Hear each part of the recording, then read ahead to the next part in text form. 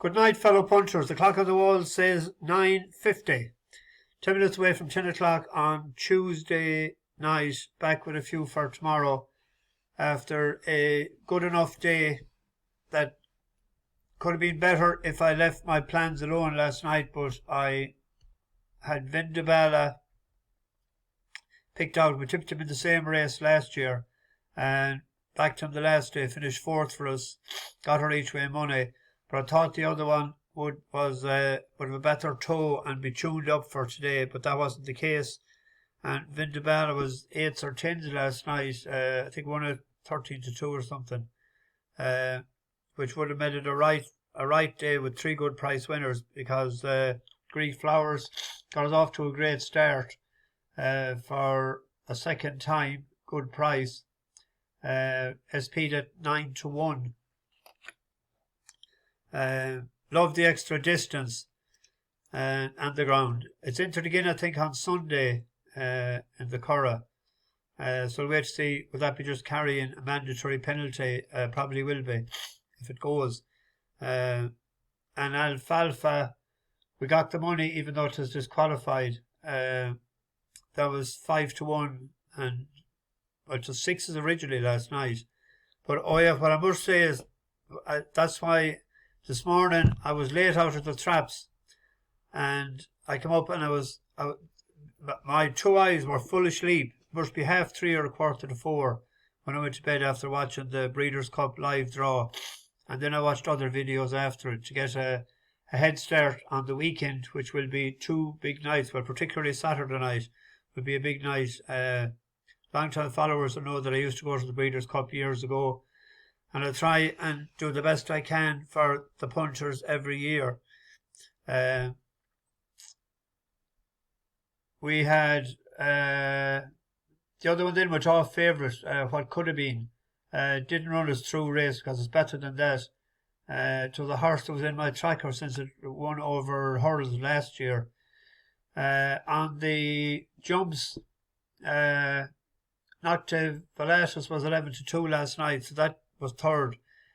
It was hard to get. You're only guessing if you went on the winner, Skelton's Yoke, but it's bred for fencing and it done the business today. We were third, and Cold Henry didn't like the ground. It's too heavy. Never ran it heavy before. I thought it would suit it, but it didn't. And as I said, the other one was no good. Anyway, I see there was a few. There was that didn't see the tips at the time, but I didn't get them up till about 11 o'clock. I was as blind as a bat. I had to rest the eyes this morning. There was sleep and everything in them. I've been up so late last night, so apologies for that. Eamon Mulready left or told us today that the Doyle yard was in good fettle. We sort of knew that, but thanks for telling us and reminding us of it anyway, because we have been on Alfalfa. Alfalfa is declared to run again tomorrow evening in the 5:05 at Dundalk. I don't know will it run or not, but it won't be penalised anyway if it does. On to tomorrow. I've won it. There's 4 meetings on. I've won it each meeting. You can pick and choose what you want. The first one is a horse that we have to stay loyal to. It won for us last week in the 2:30. Exquuisite Acclaim. It's carrying 1/74 now. It's 1/67, didn't it? That was over 7 furlongs. It up £7. But it was staying on at the end. So that's it out in front with the chickpeas. And the Bog Bank was trying to pick up in the middle of the track.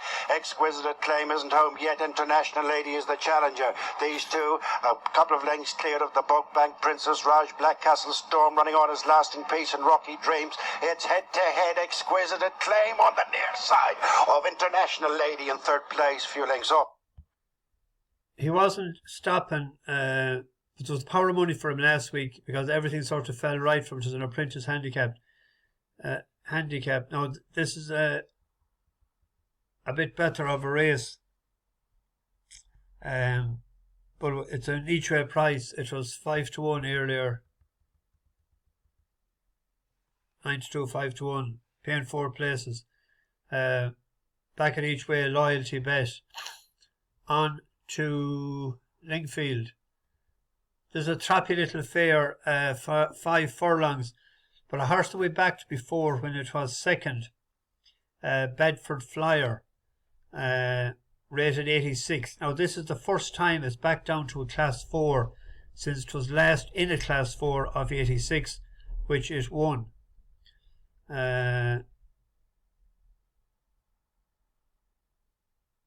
Which was the 25th of November in 2020.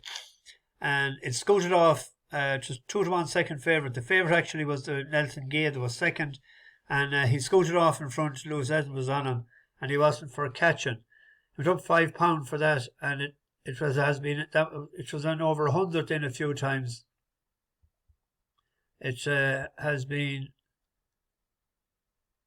in the 90s. Back down to 86, back down to America that he won at last. His drawn in trap 5 is the only issue, but PJ McDonald, you'd imagine he just get the bit of a nittle and put it under his tail and get him out there. It wouldn't be. Nebworth is 2 for 2 with the track as well. Richard Hughes, a 3-year-old. He's drawn outside of him. So it was just a matter. That was the only one I could get at Lingfield. I went through all the races, and that was the best of a bad lot, as they say. So I wouldn't be going mental on it. That's the 505 at Dundalk. That's Alfalfa, and he's down with the D there for disqualification, so we carry no penalty. Wayne Hassel is down to ride him again. I probably won't go. I'd say that the reason they put him in there tomorrow was for fear the Curragh would be called off today. The 4:15 at Fakenham. What do we get here? It's a handicap hurl 3-year-old plus. It's 2 miles and 3 yards. I went with a horse called Pretending.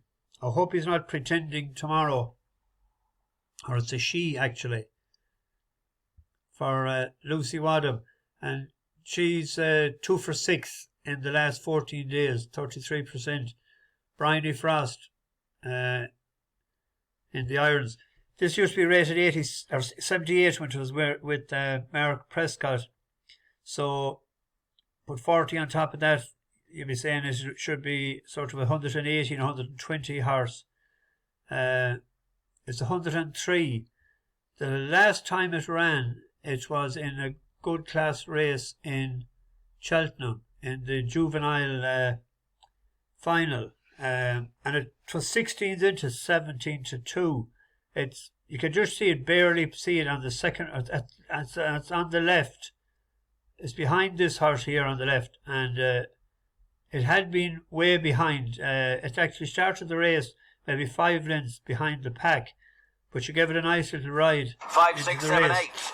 And the second last flight of hurdles, jumping over it now. Pink Fire Lily behind those, and then came Golden Glance. And the back marker is Comedy Kicks. They're moving to the home turn. There's an awful lot of jockeys fancy their chances in this. Luck going okay. Coming into the straight, Obsessed With You leads to Arclight, Labre between them. Under control, moving into it stylishly. Media Naranja is there towards one from the left is Circus Act Pretending on the extreme left as well. And then Pink Fire Lily on the long run down towards the last flight of hurdles. And Obsessed With You, Media Naranja, Arclight and Under Control of the quartet who will jump the last flight virtually together. An error from Arclight. It is Under Control. Nico de Boinville who leads now from in second position. Pretending coming with a storming late run. Under Control having to be shaken up in the closing stages. Pretending it's closing, but Under Control lives up to a name. Pretending was second. Naranja. With the gamble on it in a good class race, that they know that it's sort of well handicapped. with the yard sort of in good enough form, you'd be hoping that it would be ready to rock tomorrow. Let's see the prices. 100 to 30, 3 to 1. So it'd be a win bet.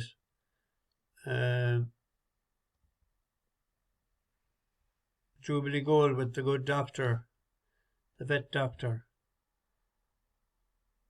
That one over course and distance. After moving from Ireland. Maiden hurl, hard to know whether he's well handicapped or not. And then one finally at Kempton. Two that we can see there straight away off the page. Sharp Eyes. Admiral D, we backed it and finished third, but I think it needs heavy ground. It hasn't run on the poly track before, and we backed Just Call Me Pete when it let us down in Chelmsford. But an each way bet I thought there was William Twee for James Fanshawe. James Fanshawe, when he gets into form, he's like sort of Venetia Williams, like sort of you could follow blindly. He had a winner today but was disqualified for interference in the run up to the line. But they still paid out on it. If you look at it at Kempton, it was fourth at Kempton first time out. Next time it won at Kempton was when it ran, it was off 84. And it was second into Mutafaig. And it went off fairway. Just have a look at that. It acts well on the surface. Where are we here? It's in the orange colours on the rail. Looking for a little bit of racing room. Down towards the final quarter of a mile. Air Harbour tackled on both wings. To the far side by Muta Forweg. Towards the outside by Regional. Acclaim Express and also William Twee staying on. But it's Muta Forweg who got first run with a furlong to go. Muta Forweg still leads by a length and a half over William Twee racing in second. First failure down the outside. Acclaim Express is next. It is still Muta Forweg out in front. And he's now a perfect 2 out of 2 at Kempton. Muta Forweg has won the feature. In second came William Twee, and then we were on we were on the winner last year when it won in this time last year. But if we look at it, was off the track for whatever reason for a long time, from that run until this run in September in Ascot. Now it shows that it's 11th of 11th. But if we have a look at it, it travelled really well into the race, but just tired. So we'll keep an eye on it, still in the same colours.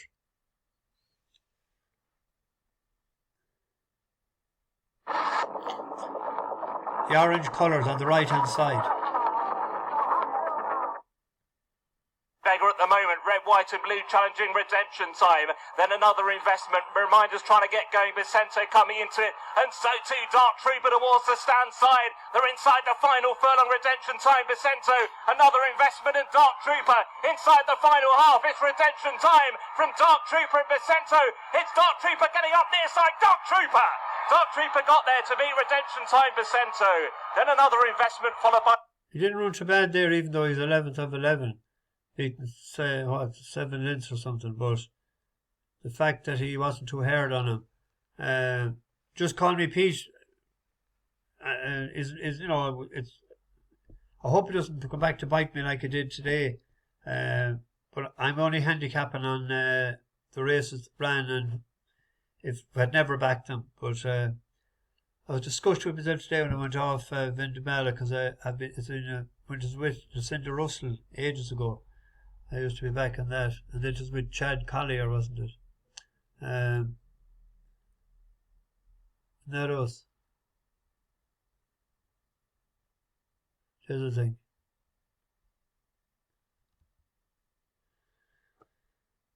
So it's just 3 minutes past 10. I'll get this into the oven, get a cup of tea, and we will delve into Friday night in Santa Anita, where the surf hits the turf. Bash the bookies, over and out.